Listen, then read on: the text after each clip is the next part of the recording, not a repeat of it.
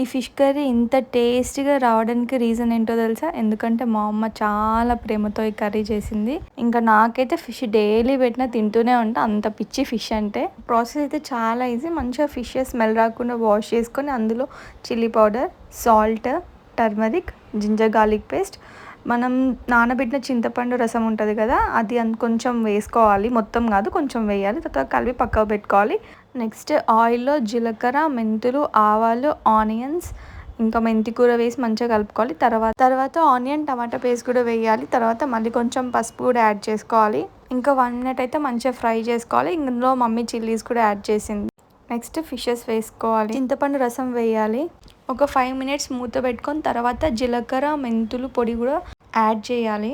ఇంకా మళ్ళీ ఒక 10 మినిట్స్ మూత పెట్టుకొని ఇంకా లాస్ట్లో గరం మసాలా ఇంకా కొత్తిమీర కూడా వేసేసుకోవాలి. టేస్ట్ అయితే చాలా బాగుంటుంది. ఇంకా మా మమ్మీ చేసిన ఫిష్ పులుసు నాకు ఆల్ టైమ్ ఫేవరెట్.